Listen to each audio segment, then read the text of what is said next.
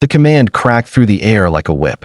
Sharp, foreign syllables rolled across the marble hall, carrying an authority that froze conversations mid-sentence. Soldiers paused mid-step. Reporters frowned, puzzled. No one moved, except her, Lena, the quiet cleaning lady in her mid-20s, wearing a plain gray uniform with the sleeves rolled up, stopped dead in her tracks. She had been pushing her mop toward the far wall, lost in the rhythm of her work, when those words sliced through the noise. They were a call she thought she'd never hear again. Her fingers tightened around the handle until her knuckles whitened. Before I tell you what happened next, tell me in the comments where you're watching from. I love knowing who's listening. The general's eyes scanned the room, searching, until they landed on her. The air between them seemed to hum. Lena had worn a uniform once too, not long ago.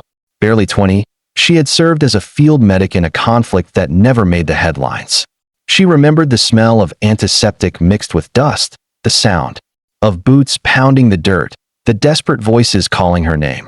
And those exact words, barked in that exact tone, had been the emergency rally command.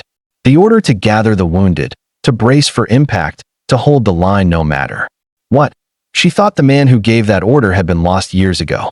She thought her war was over. She was wrong. The crowd murmured in confusion. "What language is that?" someone whispered. The general didn't answer them. He stood waiting, his posture unshaken, as though the weight of the hall rested easily on his shoulders. Her feet moved before her mind caught up.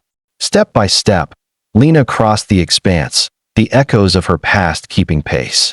She saw flashes, carrying a bleeding soldier on her back, her knees buckling under his weight, patching wounds by flashlight. The crushing silence after the final gunshots faded. When she reached the front, the general's gaze softened, though his voice remained steady. "Report," he said in the language only they shared. She answered without hesitation. Her voice was clear, but her heart was racing. She gave her name, her rank, her old unit. The words felt strange and familiar all at once. Gasps rippled through the audience. Some leaned forward, sensing that something rare was unfolding. She spoke of the chaos of that night, the scramble to save as many as possible, the screams that still visited her dreams, the bitter retreat. She told him how she had slipped away under fire, crossing miles of open ground to reach safety. How she had traded her medic satchel for a mop, her combat boots for worn sneakers. She never told anyone here who she really was. Until now. The general listened in stillness, but his eyes glistened faintly. Then he stepped away from the podium. The medals on his chest caught the light as he placed his hand firmly on her shoulder. "You answered the call when no one else could," he said. "And you have again today." The young soldiers lining the walls straightened, sensing the gravity of the moment. Applause began as a polite patter, then swelled into a wave that rolled through the hall. Lena felt her throat tighten.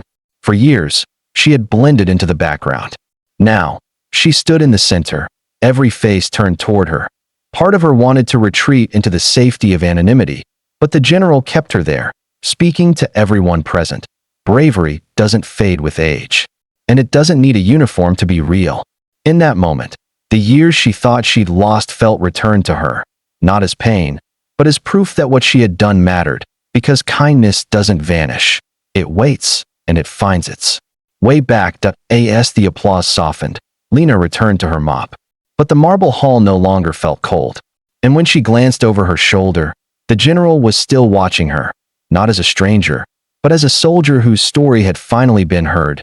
If this story touched you, share it with someone who needs to remember that courage has no age limit. And if you'd like to hear more stories like this, subscribe and join our community, where every quiet hero's voice is heard.